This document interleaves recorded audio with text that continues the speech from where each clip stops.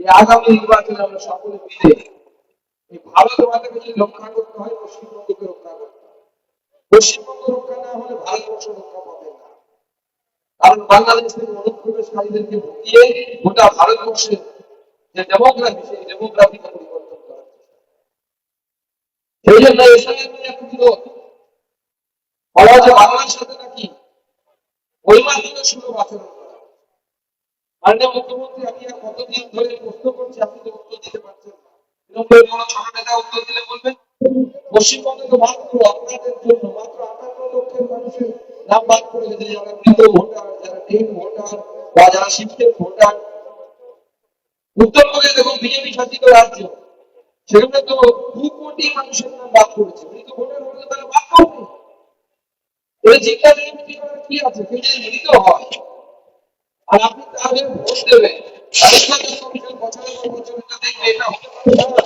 এই গণতান্ত্রিক দেশে আমরা সবাই যারা বাস করি, তারা আজকের দিনে যে ভারতবর্ষের সংবিধান গৃহীত হয়েছে 1950 সালে, যা আমাদেরকে অধিকার দেয় নিজের রাজনৈতিক দল করা, নিজের মতাদর্শ অনুসারে কাজ করা এবং নিজের মত এবং পছন্দ অনুসারে ভোট দেয়।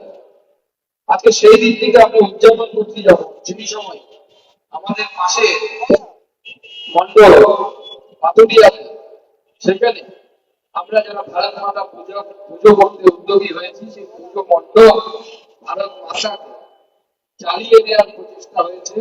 এবং তখন জ্বালিয়ে দেওয়ার প্রচেষ্টার পর মাননীয় মুখ্যমন্ত্রীর পুলিশের বিরুদ্ধে অপরাধ করার বিরুদ্ধে যখন আমাদের কর্মীরা রাস্তায় নেমে যখন আন্দোলন করছিল, তাদের উপর লাঠিচার্জ হয়েছে এবং তৃণমূলের গুন্ডারা পুলিশের উপস্থিতিতে তাদের উপর হাত চালিয়েছে।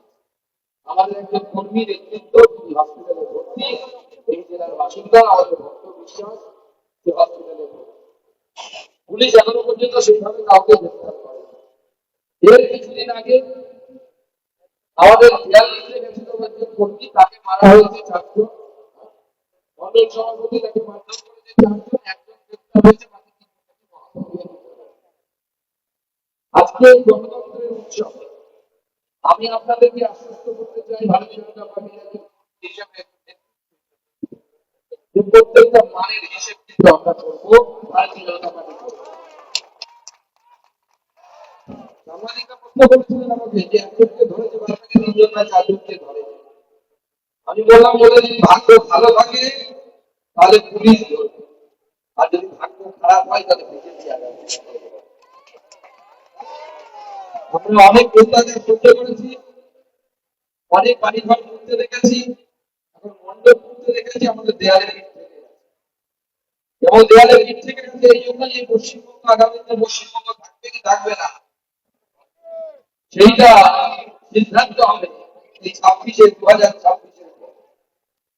এই জন্য এই নির্বাচনে সকল মিলে খবর মিলে লেগে বলুন, ভারতবর্ষকে যদি রক্ষা করতে হয়, ভারতবর্ষকে যদি পশ্চিমবঙ্গকে যদি পশ্চিমবঙ্গ রাখতে হয়, তাহলে আগামী দিনে এই জিল্লাদের যে সরকার এখানে গঠন হয়েছে, সেই সরকারকে আমাদেরকে উদ্ধার করতে হবে, তাকে তাদেরকে ভারত থেকে সরাতে হবে।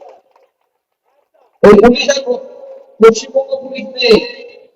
1946-এর দাঙ্গার সময়, কলকাতাতে যখন দাঙ্গা হয়েছিল, হয়েছিল, সেই সময় সোহরাওয়ার্দীর যে পুলিশ ছিল, সেই সেম পুলিশ এখন আপনাকে আমাদের পুলিশের মধ্যে পুলিশের দোষ নেই, কারণ পুলিশ তো যা অর্ডার পাবে তাই হবে। দোষটা কাদের?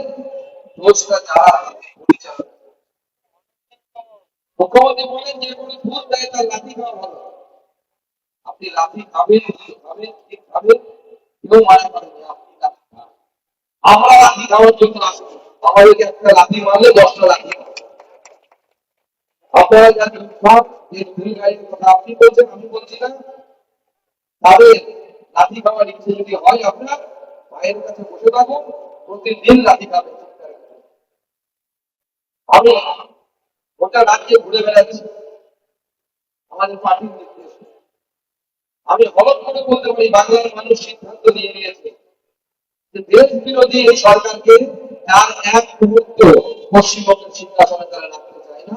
তার হাত ধরে গণতান্ত্রিক পদ্ধতিতে মুখ্যমন্ত্রীকে সিংহাসন তারা করবে, সেই সিদ্ধান্ত তারা। আমাদেরকে সকলকে আজকে ভারত মাতা পুজো উপলক্ষে ভারত মাতার সামনে প্রতিজ্ঞা নিতে হবে, এই প্রতিজ্ঞা নিতে হবে যে আগামী নির্বাচনে আমরা সকলে মিলে এই ভারত মাতাকে যদি রক্ষা করতে হয় পশ্চিমবঙ্গকে রক্ষা করতে হবে। পশ্চিমবঙ্গ রক্ষা না হলে ভারতবর্ষ রক্ষা পাবে না। কারণ বাংলাদেশ থেকে অনুপ্রবেশকারীদেরকে ঢুকিয়ে গোটা ভারতবর্ষের যে ডেমোগ্রাফি সেই ডেমোগ্রাফিকে পরিবর্তন করা সেই জন্য এসআইআর নিয়ে এক বিরোধ বলা যে বাংলার সাথে নাকি বৈমাত্রিক সুলভ আচরণ করা। মাননীয় মুখ্যমন্ত্রী আমি কতদিন ধরে প্রশ্ন করছি, আপনি তো উত্তর দিতে পারছেন না। তৃণমূলের কোনো ছোট নেতা উত্তর দিলে বলবেন পশ্চিমবঙ্গে তো মাত্র আপনাদের জন্য মাত্র 58 লক্ষের মানুষের নাম বাদ করে গেছে, যারা মৃত ভোটার, যারা ডেড ভোটার বা যারা শিফটেড ভোটার। উত্তরবঙ্গে দেখুন বিজেপি শাসিত রাজ্য, সেখানে তো 2 কোটি মানুষের নাম বাদ করেছে। মৃত ভোটার হলে তারা বাদ করবে, এর জিজ্ঞাসা কি আছে? কেউ যদি মৃত হয় আর আপনি তাদের ভোট দেবেন,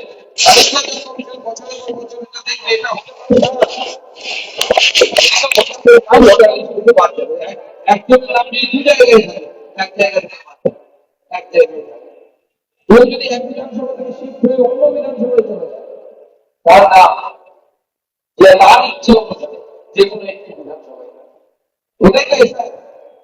আপনি মানুষকে খেপাচ্ছেন, মানুষকে খেপিয়ে কোনোখানে গিয়ে মাইক্রো অবজারভে থাপ্পড় মারছে আপনার দুধের গায়ে, কোথাও গিয়ে ভিডিও অফিসে ভাঙচুর করছে।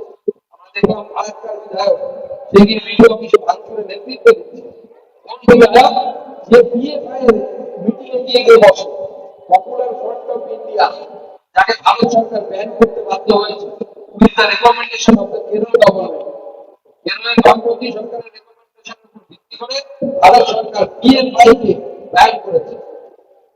সেই পিএফআই সবাই ভারতের বিধায়ক মনির মিশ্রা তিনি উপস্থিত ছিলেন।